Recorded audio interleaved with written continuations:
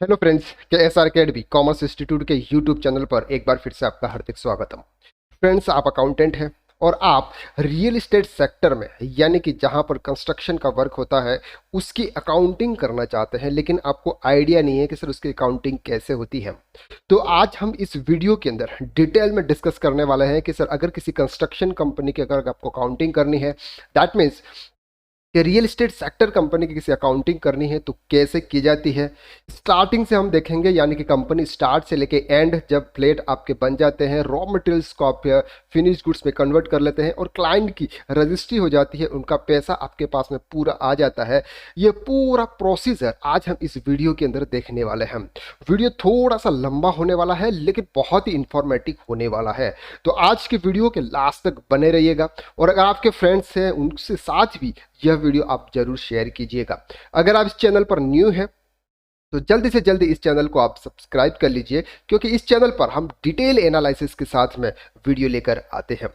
सबसे पहले हम बात करते हैं कि अगर हमें किसी कंपनी की अकाउंटिंग करनी है, चाहे वो रियल एस्टेट सेक्टर कंपनी हो या फिर कोई अदर कंपनी हो, सबसे पहले जो फर्स्ट ट्रांजैक्शन होता है वो होता है कि सर कंपनी के अंदर जितने भी पार्टनर्स हैं या कोई इंडिविजुअल्स बिजनेस करता है या फिर पार्टनरशिप बिजनेस होता है या फिर कंपनी का बिजनेस होता है, तो उनका सबसे पहले कैपिटल इंट्रोड्यूस होता है। दैट मीन्स कि किसी भी बिजनेस को स्टार्ट करने के लिए सबसे पहले हमको कंपनी में कंट्रीब्यूशन की ज़रूरत पड़ती है। तो कंट्रीब्यूशन करने के लिए यहाँ पर हमने देखा है कि सर हमारे पास में 3 पार्टनर्स हैं। श्रीनाथ कंस्ट्रक्शन कंपनी है हमारी, फॉर एग्जांपल पार्टनरशिप फर्म है, और उसमें 3 पार्टनर्स हैं, रमेश सन्नी, रुचि पटेल और रजत शर्मा। इन तीनों ने कंट्रीब्यूट किया है 15 लैक्स 15 लैक्स 15 लैक्स, यानी कि 45 लाख का कॉन्ट्रीब्यूशन है।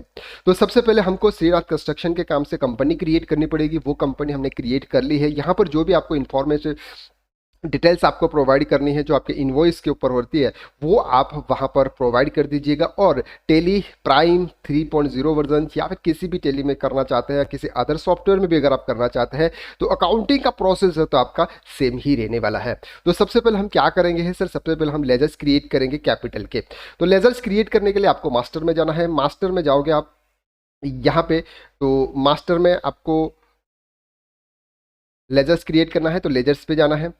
लेजर्स किसके क्रिएट करने हैं, जो आपका पार्टनर्स है। तो सबसे पहले हमारा रमेश सोनी है, तो रमेश सोनी के नाम से आप लेजर्स क्रिएट कीजिए। उसका हेड रहेगा आपका कैपिटल। मेलिंग एड्रेस आप उनका लिख सकते हैं, मध्य प्रदेश आपका स्टेट, पिन कोड जो भी है, पार्टी जीएसटी नंबर, उनका हमारा कोई मतलब नहीं है, तो यहाँ पर अनरजिस्टर्ड हम लिखेंगे। अब यहाँ पर आपका ओपनिंग बैलेंसेस आपको यहाँ पर इंटर करने की ज़रूरत नहीं है। ओपनिंग बैलेंसेस आपको तभी इंटर करना होता है जब प्रीवियस में अगर कोई कंपनी चल रही होती है और हम उनकी अकाउंटिंग करने के लिए जा रहे हैं, लेकिन यहाँ पर तो फ्रेश अकाउंटिंग हो रही है, यानी कि बिजनेस बिल्कुल न्यूली स्टार्ट हो रहा है, तो यहाँ पर आपको कोई भी ओपनिंग कैपिटल लगाने की ज़रूरत नहीं है। दूसरा है सर हमारा रुचि पटेल, तो as it is Ruchi Patel का भी हम एज इट इज़ ही लेजर्स बनाएंगे। कैपिटल अकाउंट होगा, बाकी आपकी जो भी डिटेल्स है वो आप जीएसटी डिटेल्स आप प्रोवाइड नहीं करनी हमें, तो यहाँ पर हम non registered tax payer, non unregistered या नॉन रजिस्टर्ड हम कर देंगे। ओके, एंड लास्ट में है सर हमारा रजत शर्मा। तो रजत शर्मा जी का भी हमने लेजर्स क्रिएट किया कैपिटल अकाउंट से, यहाँ पे अनरजिस्टर्ड, और आप कंट्रोल ए के साथ उसको सेव कीजिएगा। कुछ कुछ ऐसे लेजर्स हैं जो भी स्पीड करूंगा, क्योंकि वो सब आपको करने के लिए आता है ताकि आपका थोड़ा सा टाइम सेव हो जाए। अदरवाइज आप ये समझोगे सर आप यह क्या टाइम पास कर रहे हो, ये तो हम सबको आता है। बिल्कुल, आई नो कि आपको इतना तो आता है। अब सर हमारा पहला वाउचर्स ट्रांजेक्शन रिकॉर्ड करेंगे। पहला हमने फर्स्ट में जो पैसे का पार्टनर्स ने बिजनेस में इन्वेस्ट किए हैं, तो वो हमारे रिसिप्ट में एंट्री होगी। तो हम रिसिप्ट में जाएंगे, यहाँ पर डबल सिंगल एंट्री मोड है, इसकी जगह हम डबल एंट्री मोड में यहाँ पर हम जाना चाहेंगे। यहाँ पर डबल एंट्री मोड्स के लिए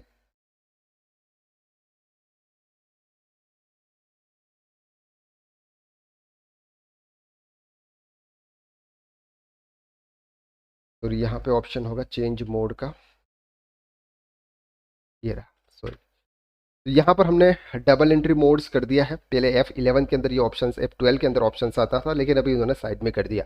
तो डबल एंट्री मोड से क्या हो जाता है कि सर आपको ये पता रहता है कि क्या क्रेडिट हो रहा है, क्या डेबिट हो रहा है। अब यहाँ पर आपके 2 बाय है, इसकी जगह आप अगर डेबिट क्रेडिट भी लाना चाहते हैं तो आप यहाँ पर ऑप्शन से आपका F12 के अंदर ही use debit note credit note into, तो इस ऑप्शन को आप यस कर लीजिएगा, देन आप उसको सेव कर लीजिए। अब ये डेबिट नोट क्रेडिट नोट आ गया।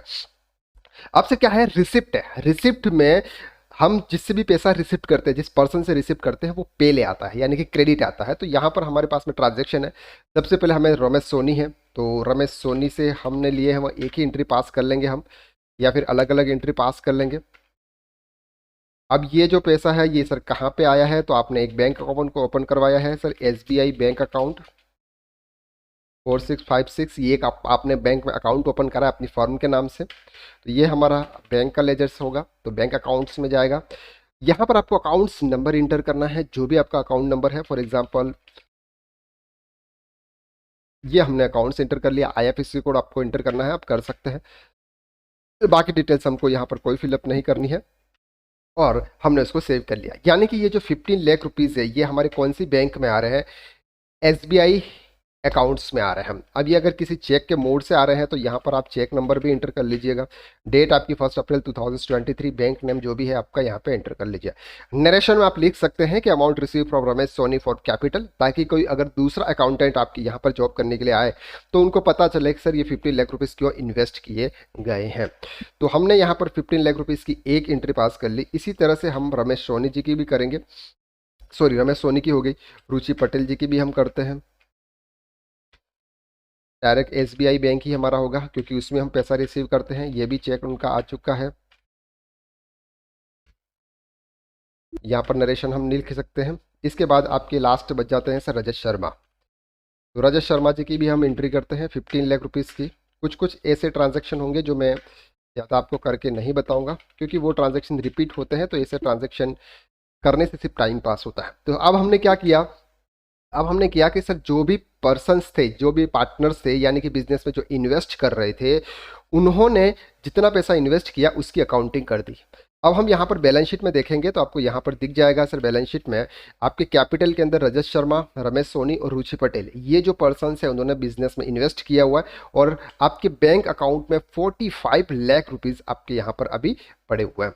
अब से क्या ट्रांजेक्शन है, नेक्स्ट ट्रांजेक्शन हमने कैपिटल इंट्रोड्यूस से कर लिया। अब हमें किसी भी फ्लैट का कंस्ट्रक्शन यानी कि बिल्डिंग का कंस्ट्रक्शन करना है, या फिर हमको कोई रो हाउस बनाना है, तो उसके लिए क्या करना होगा सर, आपको कुछ कुछ प्लेस यानी कि जमीन, लैंड परचेज करनी पड़ेगी। तो अब हम यहाँ पर XYZ कंपनी से हम एक लैंड परचेज करते हैं 10,000 स्क्वायर फीट, यानी कि 10,000 स्क्वायर फीट हम लैंड परचेज करते हैं। उसकी पर स्क्वायर फीट की रेट है फॉर एग्जांपल 3,000 रुपीज़। तो यहाँ पर हमने प्लॉट परचेज किया 3,000 का पर स्क्वायर फीट के हिसाब से 10,000, तो ये आ जाता है सर आपका 3 करोड़ रुपीज़ का। तो अब हम क्या करेंगे, सबसे पहले हम लैंड परचेज करेंगे। तो लैंड परचेज करने के लिए आपको कहाँ पे जाना है, वाउचर्स में ही जाना है। वाउचर्स में आपको यहाँ पर F9 में जाना है। अब F9 में जाओगे तो यहाँ पर भी आपको ये एज ए आइटम्स के हिसाब से हमको रिकॉर्ड करना पड़ेगा। अब सामने वाला इनवॉइस नंबर नहीं होता, रजिस्ट्री नहीं होती है। पार्टी नेम XYZ है, XYZ limited company. Sundry creditors हो जाएगी, क्योंकि जिनसे हम लैंड परचेज कर रहे हैं। मेंटेन बिल बाय बिल के ऑप्शंस को आप नो रख लीजिएगा। अगर वो GST रजिस्टर्ड है तो आप GST नंबर लीटर के लिए, अदरवाइज लैंड के ऊपर GST एप्लीकेबल नहीं होता है, GST पे करने की कोई भी ज़रूरत यहाँ पे नहीं होती है। तो यहाँ पर हम रेगुलर में कर लेते हैं सर, अननोन कर लेते हैं, ताकि हमको GST की रिक्वायरमेंट नहीं है। ओके, ये हमने उनसे परचेज कर लिया। रिसिप्ट नंबर यहाँ पर अभी इसमें कुछ नहीं होता है, क्योंकि कोई गुड्स परचेज नहीं कर रहे। परचेज लेजर्स में आप जाएंगे, परचेज का लेजर्स आप क्रिएट करेंगे, क्योंकि जो कुछ भी हम रॉ मटेरियल्स परचेज करेंगे उसको परचेज में ले जाएंगे। तो परचेज के हेड में आता है इन्वेंट्री वैल्यू और अफेक्टेड होता है, not applicable, not applicable, GST applicability यहाँ पर अभी हम नो करेंगे, एंड ये हमारा परचेज हो गया। अब सर नेम ऑफ आइटम्स, ये नेम ऑफ आइटम्स क्या है, तो लैंड है। तो हम यहाँ पर Alt+C करके एक नया आइटम्स क्रिएट करेंगे। क्या क्रिएट करेंगे, लैंड। उसको हम रखेंगे प्राइमरी के अंदर ही, और यहाँ पर आप यूनिट लिख सकते हैं कि स्क्वायर फीट, स्क्वायर फीट आप यूनिट लिख सकते हैं। यहाँ पे ये आपका स्क्वायर फीट है, ठीक है। ये स्क्वायर फीट आपने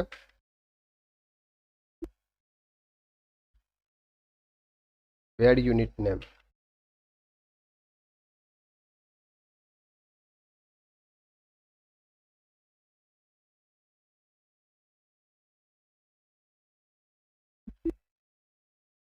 ठीक है, हमारा स्क्वायर फीट के हिसाब से हो गया। अब GST एप्लीकेबल है तो यहाँ पर अभी नॉट एप्लीकेबल है, इसलिए हम यहाँ पे कुछ नहीं करेंगे और इसको सेव कर देंगे। अब यहाँ पर आपने कितना स्क्वायर फीट किया, तो आपने यहाँ पे 10,000 जो स्क्वायर फीट लिया। एक का रेट है आपका 3,000, टोटल 3 करोड़ की वैल्यू है। ओके, ये आपने परचेज कर लिया। अब ये जो आपने परचेज किया है, ये सिर्फ और सिर्फ आपने अभी क्रेडिट पे परचेज किया, क्योंकि अभी आपने उसका कोई पेमेंट नहीं किया, या आपकी अभी कोई रजिस्ट्री भी उसकी नहीं हुई है। लेकिन कितने में हमारी डील फिक्स हुई है, ये हमने यहाँ पे नोट कर लिया। ओके, अब हम क्या करेंगे, जो भी हमारी डील फिक्स हुई है उसमें से हम उनको बाय चेक के थ्रू एक टोकन अमाउंट देंगे 11 लाख रुपीज़ का। तो ये हमारे बैंक से होगा, इसलिए हम पेमेंट में जाएंगे। यहाँ पर आपको F5 प्रेस करना है। F5 में प्रेस करेंगे, किसको पेमेंट करना है आपको, तो XYZ लिमिटेड को करना है। XYZ लिमिटेड को करेंगे कितना, 11 लाख रुपीज़।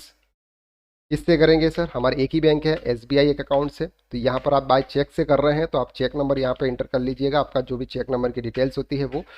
और यहाँ पर आप नरेशन में लिख सकते हैं कि हमारी डील इतने में हुई थी, हम 11 लाख रुपीज़ का टोकन अमाउंट दे रहे हैं, बाकी का रिमेनिंग अमाउंट हम इसी तरह से देंगे। ये आप नरेशन लिख सकते हैं, ताकि जब भी कोई इस तरह से लास्ट में कोई आपका हिसाब किताब हो, तो वहां पर पता चले कि सर ऐसा हुआ था। अदरवाइज जो भी कंस्ट्रक्शन का जो काम होता है 2-2, 3-3, 4-4 साल तक चलता रहता है, तो ऐसे केसेस में बहुत पुरानी जो एंट्रीज होती हैं उसके बारे में हमें पता नहीं रहता है कि उसमें क्या हुआ था क्या नहीं हुआ था। तो नरेशन जितना आप लिख सकते हैं उतना आपके लिए ही बेटर रहेगा। तो हमने क्या किया सर, 11 लाख रुपीज़ का टोकन अमाउंट दे दिया, और वो लैंड हमने यूज़ करने के लिए रख ली। अब हम क्या करेंगे, उस लैंड को हम यूज़ करेंगे। इसके बाद फिर से हमने थोड़े दिनों बाद एक और पेमेंट किया XYZ लिमिट को 20 लाख रुपीज़ का बाय चेक से, क्योंकि हमारी डील पक्की हो गई थी। तो XYZ को हम पेमेंट कर रहे हैं 20 लाख रुपीज़ का बाय SBI। जो भी अमाउंट है, ये भी हमारा चेक जो भी अमाउंट होगा उसके हिसाब से चेक जाएगा। नरेशन आप लिख सकते हैं यहाँ पे, ठीक है। ये हमने सर यहाँ पर कर दिया। अब क्या किया कि हमने आर्किटेक्ट के पास में गए, आर्किटेक्ट ने पूरा स्ट्रक्चर रेडी कर दिया, और उस स्ट्रक्चर के हिसाब से हम यहाँ पर एक मल्टी बनाएंगे। और मल्टी जो होगी वो 32 फ्लैट्स की होगी। एक फर्स्ट 4 फ्लोर्स की मल्टी होगी, नीचे ग्राउंड फ्लोर पे पार्किंग होगी, साथ में गार्डन होगा, ये कुछ होगा। और first floor, second floor, third floor और फ्लोर फ्लोर, ये हम पहले से डिसाइड होता है जब हम कंस्ट्रक्शन करना स्टार्ट करते हैं। पहले हमारा जो कागज़ के ऊपर मैप आ जाता है, इसके बाद एक्चुअल में कंस्ट्रक्शन स्टार्ट होता है। तो यहाँ पर हमने क्या किया sir, first floor, second floor, third floor और फोर्थ फ्लोर, ये हमने किया 8 फ्लैट होगी। और एक फ्लैट का जो भी एरिया है वो है सर 980 स्क्वायर फीट, यानी कि 980 स्क्वायर फीट का एक फ्लैट बनेगा। और एक फ्लोर पे 8 फ्लैट बनेंगे, यानी कि 4 फ्लोर पे 32 फ्लैट्स हम सेल करने वाले हैं। यानी कि अगर हम इस बिल्डिंग का कंस्ट्रक्शन करेंगे तो 32 फ्लैट्स होंगे, और 32 फ्लैट्स होंगे तो हमारे कितने भी क्लाइंट होंगे, 32 क्लाइंट्स हमारे होंगे। और फ्लैट का जो नंबर्स है वो है 101 से लेके 108, 201 से लेके 208, यानी कि 101 से 1 से लेके 8 तक। अब यहाँ पर क्या होता है कि जब भी हमने यहाँ पर फ्लैट कंस्ट्रक्शन काम करना हम शुरू कर देते हैं, यानी कि अभी तक तो हमारे फ्लैट बिल्डिंग रेडी नहीं होती है, लेकिन हम एडवर्टाइज करते हैं। एडवर्टाइज करते हैं कि हम ये बिल्डिंग बना रहे हैं, ये बिल्डिंग का ऐसा है, ये रेट से ये है। तो कम लोग क्या करते हैं, प्री बुकिंग कराते हैं। प्री बुकिंग का मतलब ये रहता है कि अगर आप कोई भी बिल्डिंग बना रहे हो, बिल्डिंग अभी तक कोई भी रेडी नहीं हुई है, सिर्फ जैसे भी काम का करना स्टार्ट हुआ है, फ्लैट आपको स्टॉप कर रहे हैं, ऐसा थोड़ा बहुत भी काम करना शुरू हो जाता है, तो फिर लोग उसमें इन्वेस्ट करना शुरू कर देते हैं। कोई इन्वेस्टमेंट पर्पज से उसको यूज़ करता है, यानी कि लास्ट में रजिस्ट्री नहीं करवा के उसको सेल कर देता है। क्योंकि जब कंस्ट्रक्शन स्टार्ट होता है उस समय के जो फ्लैट्स के रेट होते हैं वो बहुत कम होते हैं, और जब धीरे धीरे कंस्ट्रक्शन काम स्टार्ट होता है, यानी कि 1 फ्लोर, 2 फ्लोर, 3 फ्लोर तक बन जाते हैं, फिर धीरे धीरे उसका रेट भी इंक्रीज हो जाता है। जैसे फॉर एग्जाम्पल, कंपनी जब स्टार्ट हो रही है तब 3,000 रुपीज़ में सेल कर रही है, लेकिन धीरे धीरे उसको 4,000 में सेल करेगी, 4,500 रुपीज़ स्क्वायर फीट के हिसाब से उस प्रॉपर्टी को सेल करेगी। तो कोई लोग इन्वेस्टमेंट की पर्पज़ से भी यूज़ करते हैं, कोई और रेजिडेंशियल पर्पज़ से भी उसको परचेज करते हैं। तो यहाँ पर हमें अभी नहीं पता चलेगा कि कौन इन्वेस्टमेंट से कर रहा है, कौन रेजिडेंशियल से कर रहा है।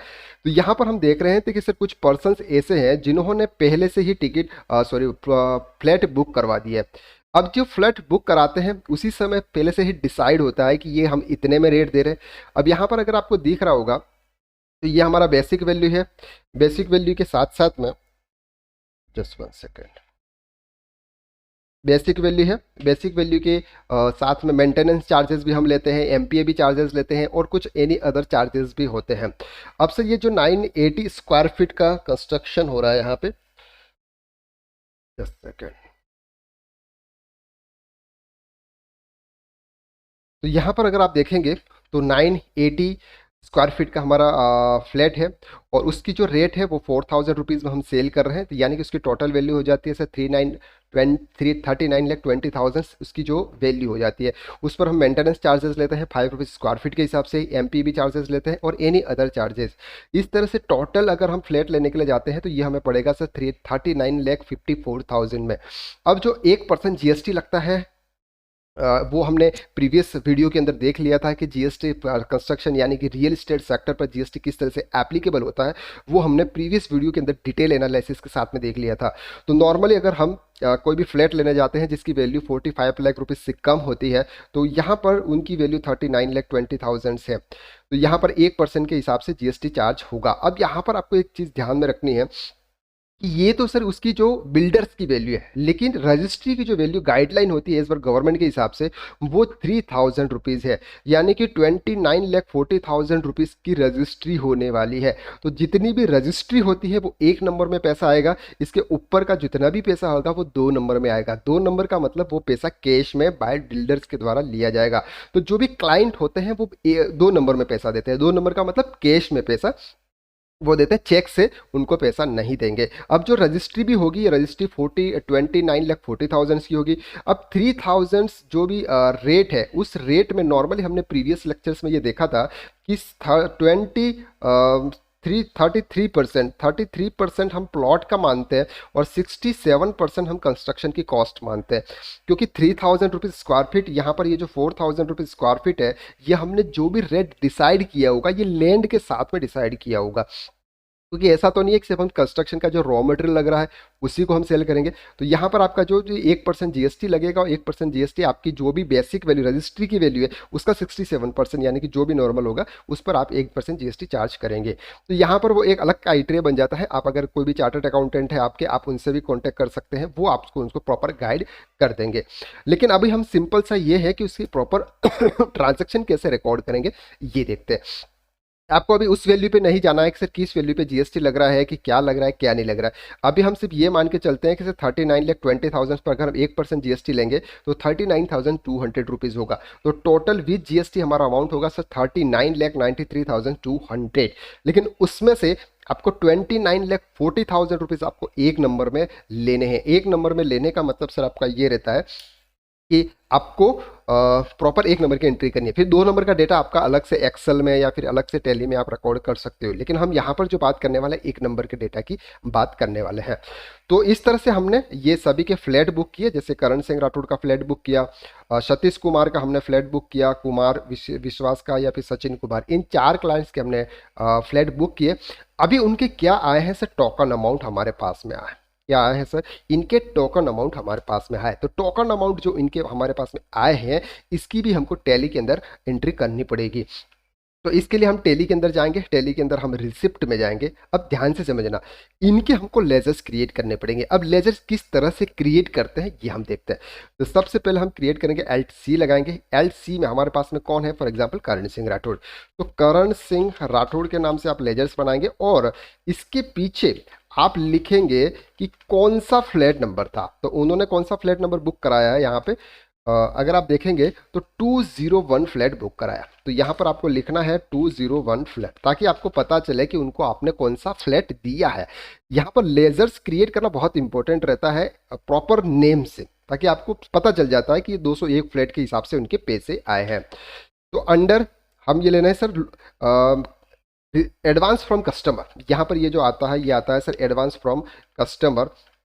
तो यहाँ पे सिंपल से हम सन्ड्री डेटर्स में इसको लिख सकते हैं, क्योंकि उनसे पैसे लेने हैं, लेकिन ये डेटर्स में है, ये पैसे माइनस में जाएगा। लेकिन नॉर्मली हम उसकी जो बैलेंस शीट्स बनाते हैं, ये बैलेंस शीट बनाते हैं एडवांस फ्रॉम कस्टमर, यानी कि कस्टमर से हमारे पास में एडवांस में आए। लेकिन हम यहाँ पर वो हमारे सन्ड्री डेटर्स है, क्योंकि उनको हम गुड सेल्स करने वाले हैं, इसलिए हम उसको सन्ड्री डेटर्स के हेड में रखते हैं। यहाँ पर रेगुलर अनरजिस्टर्ड डीलर होगा, क्योंकि सामने वाले पर्सन से हमें कोई मतलब नहीं है। तो हमने यहाँ पर उनके बुक कर दिया है और उनके 51,000 रुपीज़ हमने ले लिया। उनकी एंट्री होगी सर SBI 456 में। जो भी चेक नंबर होगा वो चेक नंबर आप यहाँ पे इंटर करेंगे, उनकी डेट आप यहाँ पे इंटर कर देंगे। अब यहाँ पर नरेशन के अंदर आप लिख सकते हैं कि सर डील कितने में हुई है। अब डील कितने में हुई है अगर ये लिखेंगे तो थोड़ा सा कॉम्प्लिकेटेड हो जाएगा, क्योंकि बाकी का पैसा आपका 2 नंबर में आ रहा है। तो यहाँ पर आप सिंपली उनसे आपने इतना फ्लैट से डील हुआ, ये इतना पैसा है, इतना ये से देंगे, या कुछ भी आप नरेशन इस यहाँ पे लिख सकते हैं। तो ये हमने एक पर्सन की बुकिंग की। इसके हिसाब से दूसरी हम बुकिंग कर रहे हैं जैसे सतीश कुमार की। तो यहाँ पर आप सतीश कुमार का लेजर्स क्रिएट करेंगे। सतीश कुमार का फ्लैट आप कौन सा दे रहे हैं, 206 नंबर दे रहे हैं, तो 206 फ्लैट। सन्डी डेटर्स, ये भी सन्डी डेटर्स में ही जाएंगे, एज इट इज़ आप लेजर्स क्रिएट कर लीजिएगा। अमाउंट उन्होंने 1,00,000 रुपीज़ दिया हुआ है और SBI बैंक अकाउंट से है, बाकी एज इट इज़ होगा। इसके बाद यहाँ पे आपके कुमार विशेष है, तो कुमार विशेष का भी आप लेजर्स क्रिएट करेंगे। विवेश जो भी उनका नेम हो जाएगा, उन्होंने भी sir 1,00,000 rupees as a token amount दिया है, तो SBI में हम इसको रिसीव करेंगे। ठीक है। इसके बाद सचिन कुमार जैन, उनके नाम से भी हम लेजर्स क्रिएट करेंगे। आपको LC प्रेस करना है डायरेक्ट लेजर्स क्रिएट करने के लिए, अदरवाइज आप वहाँ पर भी कर सकते हैं, लेकिन हम डायरेक्ट एंट्री करते करते ही लेजर्स क्रिएट करते हैं ताकि आपको भी इजी तरीके से समझ में आ जाएगा। अब हमने यहाँ पर ये उनका जो लेजर्स तो बनाया, इनका जो लेजर्स बनाया था हमने, लेकिन उसके लेजर्स में हमने फ्लैट नंबर डालना भूल गए। इनके लेजर्स में हम फ्लैट डालना भूल गए, तो यहाँ पर हमको क्या करना होगा, उनका फ्लैट नंबर डालना है। तो वापस अगर किसी को एडिट करना है, किसी लेजर्स को ड्यूरिंग द ट्रांजैक्शन अगर आपको एडिट करना है, तो कंट्रोल के साथ आपको इंटरप्रेस करना है। तो हम कंट्रोल के साथ इंटरप्रेस करेंगे, एंड में आएंगे और यहाँ पर लिखेंगे फ्लैट कौन सा दे रखा है, 402। तो यहाँ पर उनको 402, ताकि हमको पता चलेगा कि उनके हमने 402 नंबर फ्लैट परचेज सेल किया हुआ। इन्होंने भी कितना पे किया हुआ, 51,000। तो हमारी 4 फ्लैट्स हमारे बुक हो गए। कितने फ्लैट हमारे बुक हो गए, 4 फ्लैट्स हमारे बुक हो गए। तो ये 4 फ्लैट्स हमने बुक कर दिए, उनके हिसाब से हमारे पैसे आ गए। अगर आप उसको बैलेंस शीट में जाकर देखोगे तो बैलेंस शीट्स में आपको ये बैलेंस माइनस में दिखता है, सन्ड्री डेटर्स, यानी कि ये आपके एडवांस में पैसे आ गए। जबकि डेटर्स से तो हम पैसे मांगते हैं, लेकिन ये क्या आ गए हैं सर, एडवांस में आ गए। जब आप एक्चुअल इस ईयर की बैलेंस शीट बनाओगे तो वहाँ पर एडवांस फ्रॉम कस्टमर यानी कि लाइबिलिटी साइड में आपका आ जाएगा। अभी हमने प्लॉट परचेज किया हुआ है। जो प्लॉट परचेज किया हुआ है, अगर आप प्रॉफिट एंड लॉस अकाउंट्स में जाएंगे तो आपको यहाँ पर दिखेगा कि आपने 3 करोड़ रुपीज़ का आपने ये प्लॉट परचेज किया हुआ है। क्या परचेज किया हुआ है, 3 करोड़ रुपीज़ का आपने प्लॉट परचेज किया हुआ है। तो आपका यहाँ पर क्लोजिंग स्टॉक भी आपका 3,00,000 रुपीज़ का लैंड में है। ठीक है, चलिए अब हम आगे बढ़ते हैं। अब हमने क्या किया सर, ये जो कुछ भी हमारे फ्लैट का कंपनी जो भी फ्लैट कंस्ट्रक्शन करने वाली है, वो कंस्ट्रक्शन हमने क्या किया, किसी को हमने कंस्ट्रक्शन का कॉन्ट्रैक्ट अलग से दे दिया। अब वो कॉन्ट्रैक्ट हमने किसको दिया, फॉर एग्जांपल रतनलाल जी करके एक पर्सन है, उनको हमने कॉन्ट्रैक्ट दिया और उसमें हमने कॉन्ट्रैक्ट दिया सर 250 रुपीज़ स्क्वायर फीट। वो सिर्फ सिविल वर्क का कॉन्ट्रैक्ट का काम करेंगे, यानी सिविल वर्क करके हमको दे देंगे। तो टोटल हमारा जो भी एरिया है पूरे बिल्डिंग का, वो एरिया बनेगा सर 38,000 स्क्वायर फीट। उसके हिसाब से हम उनको 250 रुपीज़ का पेमेंट करेंगे, यानी कि 95,00,000 रुपीज़ हम उनको एज ए सिविल वर्क का देने वाले हैं। तो यहाँ पर हमने उनसे ये डील पक्की कर ली है कि सर हम आपको 95,00,000 रुपीज़ देंगे, 250 रुपीज़ पर स्क्वायर फीट का आपका कंस्ट्रक्शन कॉस्ट हम आपको देने वाले हैं। लेकिन उसमें रॉ मटेरियल्स हमारा होगा, तो हम यहाँ पर रॉ मटेरियल्स अब हमको परचेज करना पड़ेगा। तो ये हमारे रॉ मटेरियल्स परचेज होंगे। और रॉ मटेरियल परचेज जब आप करोगे तो उस समय पार्टी के आपके पास में इन्वॉइस आएंगे, वो इन्वॉइस आपको यहाँ पे इंटर करने होंगे। तो जैसे हम कोई भी इंटर करते हैं, वाउचर्स में जाएंगे, F9 में जाएंगे, इनवॉइस नंबर आपका जो भी होगा वो आप एंटर कीजिएगा। पार्टी नेम, जिस पार्टी नेम से आप कर रहे हो, तो जैसे हम यहाँ पर सीमेंट पढ़ रहे हैं आशीर्वाद ब्रदर्स से, तो आप यहाँ पे आशीर्वाद ब्रदर्स का लेजर्स बनाएंगे। सन्ड्री क्रेडिटर्स होगा, क्योंकि जिनसे हम गुड्स परचेज करते हैं सन्ड्री क्रेडिटर्स होते हैं।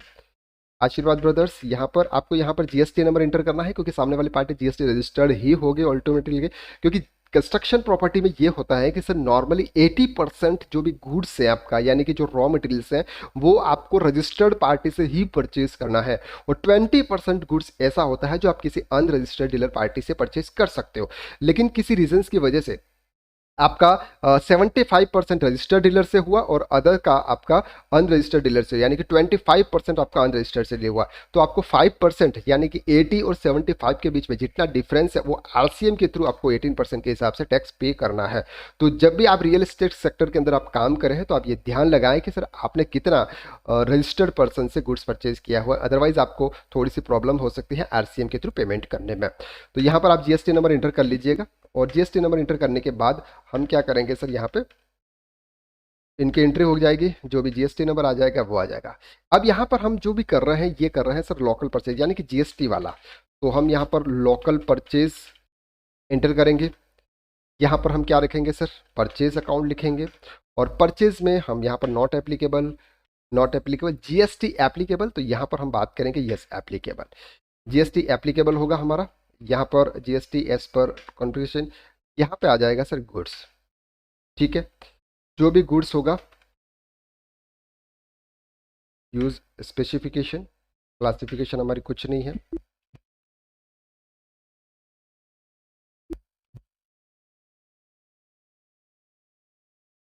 ठीक है, एचएसएन डिस्क्रिप्शन हमको कुछ नहीं करना है, ये टैक्सेबल हो जाएगी, लेकिन हम टैक्स की वैल्यू एंटर नहीं करेंगे और सिर्फ यहाँ पर हम गुड्स एंटर कर देंगे।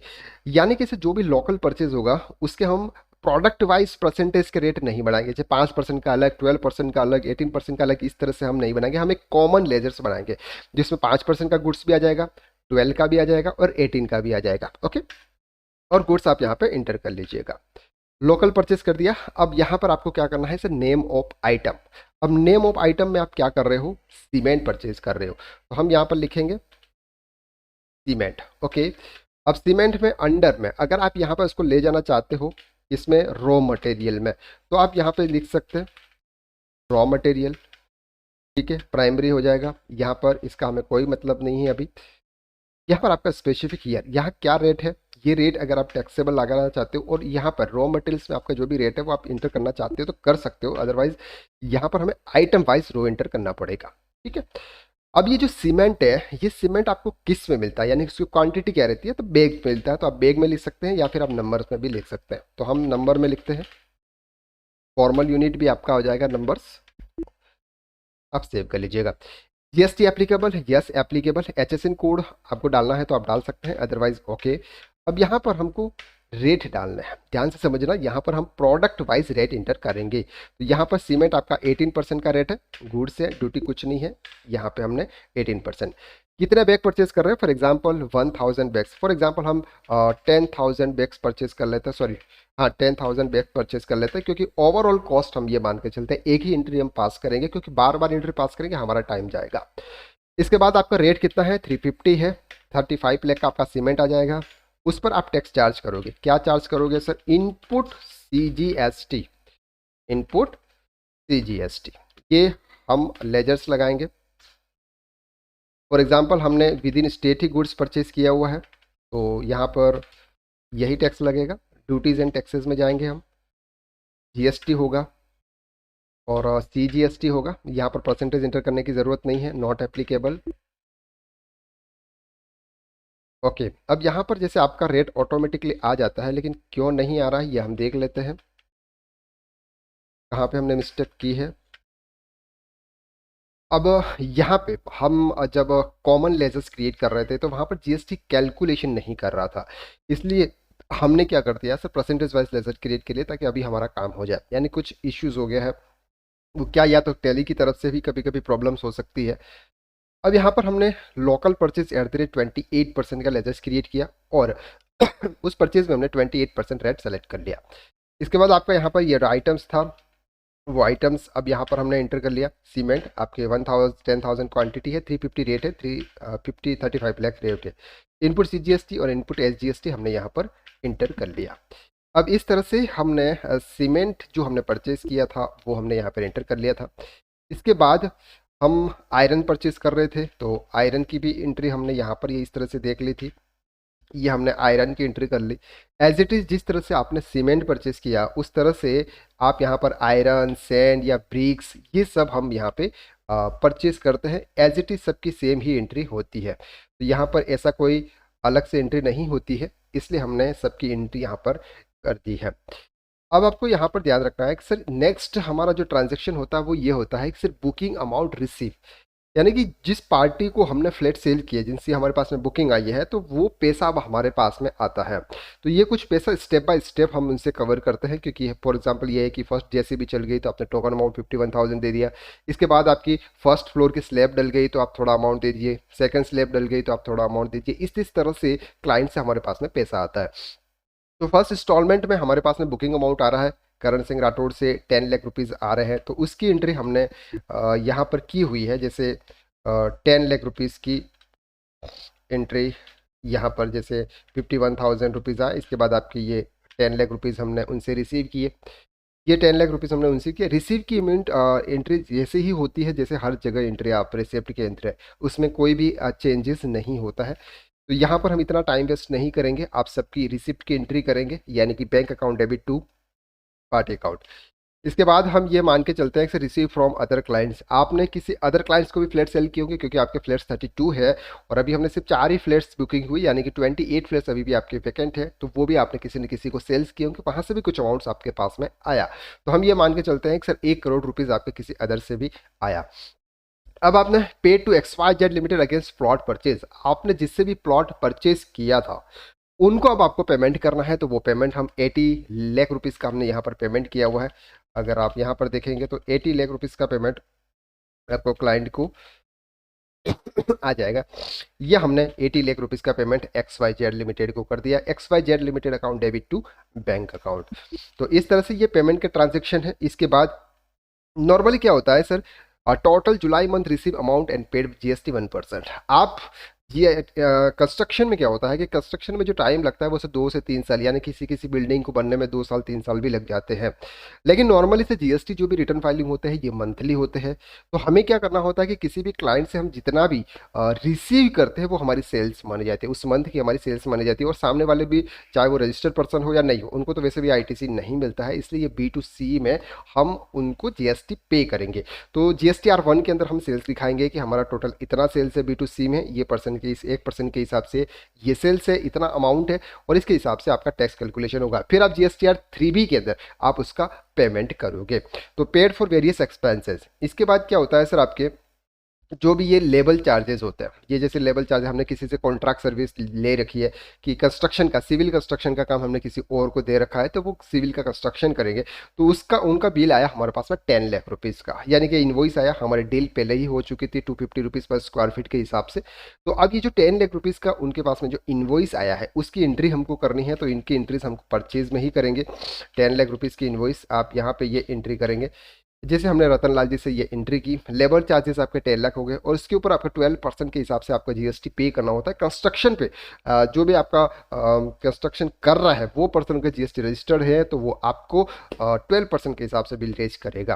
तो यहाँ पर 12% के हिसाब से हमने इन्वॉइस जनरेट कर दिया, तो 11,20,000 रुपीज़ आपको पेमेंट करना। अब जब 11,20,000 में 10 लाख की जो आपकी वैल्यू है उस पर आपको 1% का TDS जेट करना है, ये भी आपको ध्यान में रखना है। तो TDS की लाइबिलिटी भी आप पर आती है, तो यहाँ पर हम TDS की लाइबिलिटीज़ की एंट्री भी सिंपल सी हम यहाँ पे करते हैं। हम पेमेंट अप करेंगे तो इस तरह से आपकी एंट्री होगी कि TDS on contract section 194C 10,000 to SBI bank.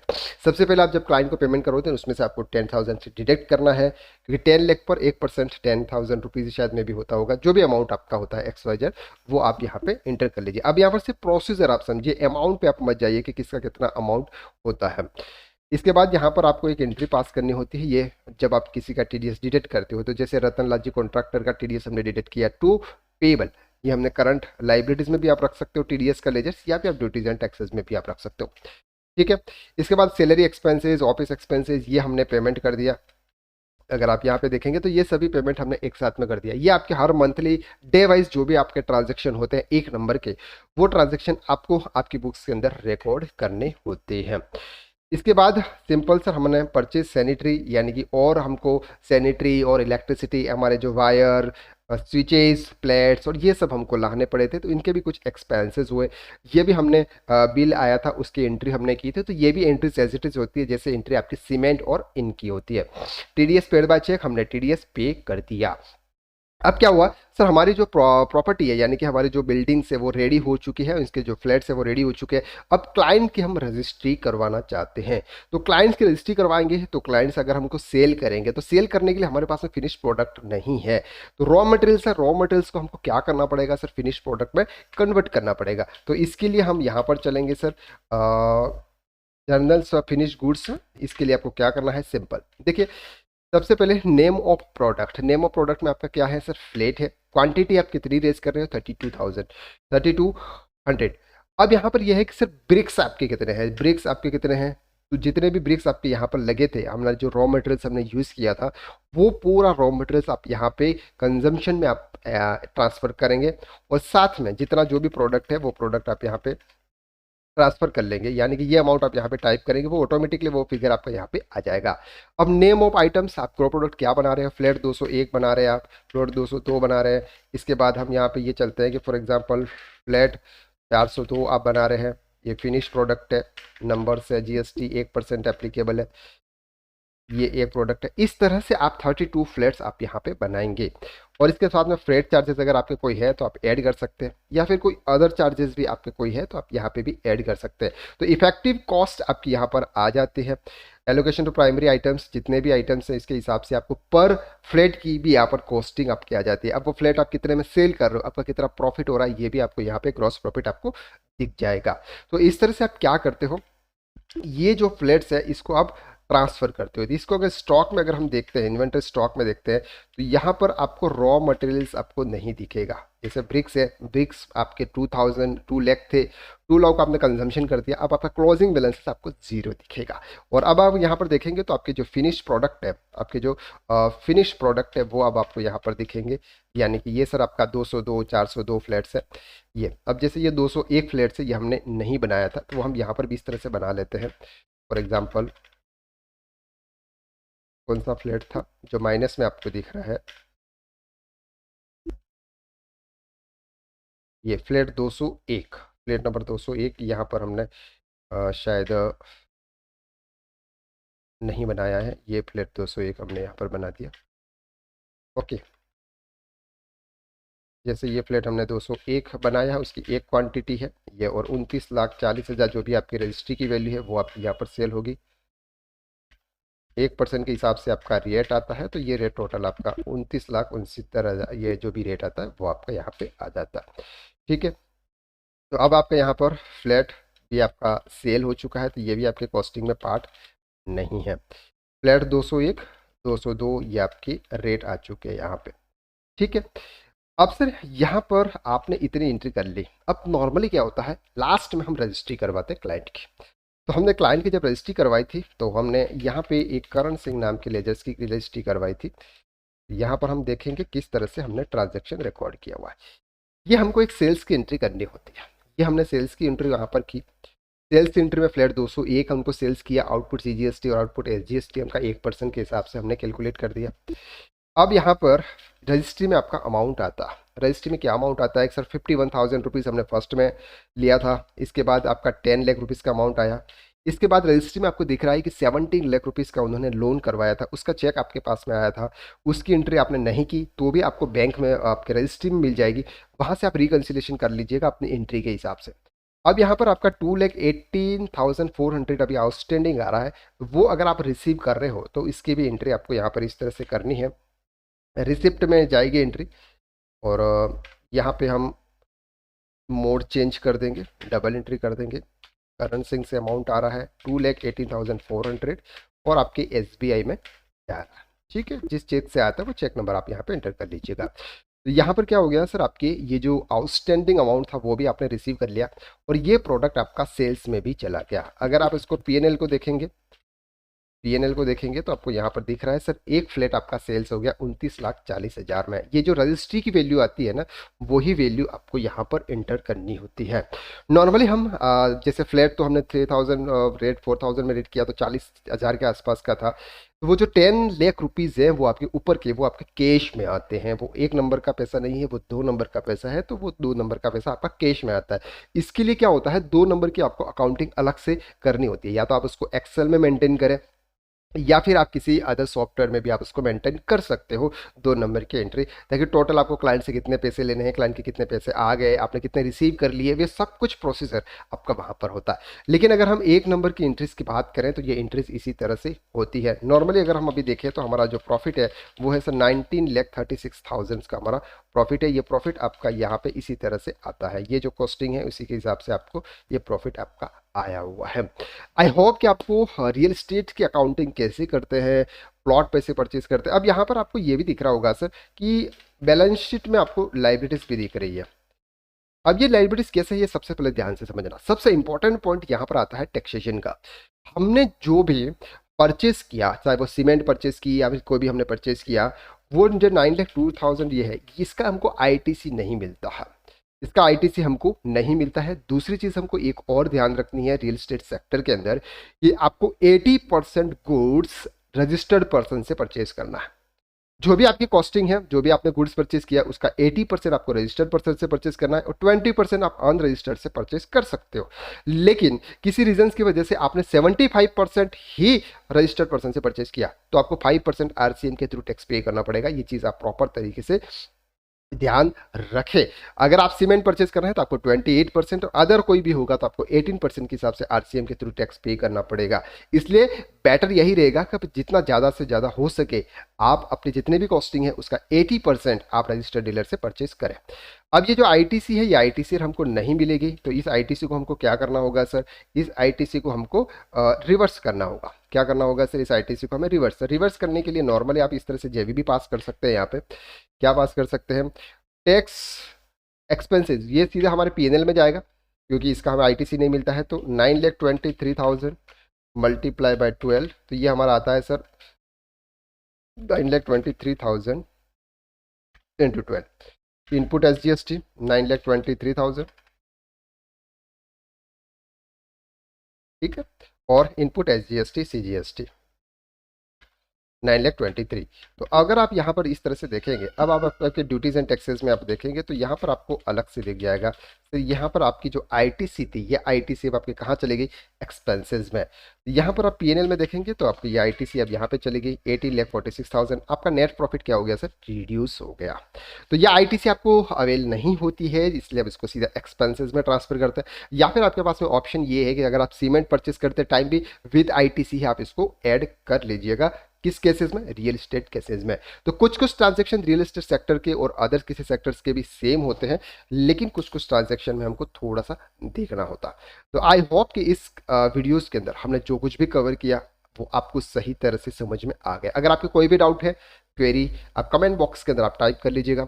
हमारा कोर्स टैक्स कंसल्टेंट कोर्स या फिर इनकम टैक्स एक्सपर्ट कोर्स हमारा 12 जुलाई से स्टार्ट होने वाला है। अगर आप वो ज्वाइन करना चाहते हैं तो आप वो कर सकते हैं, उसके लिंक आपको डिस्क्रिप्शन के अंदर शेयर की हुई है।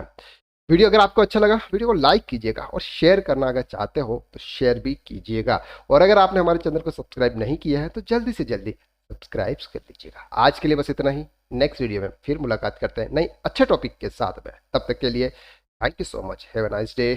Bye bye.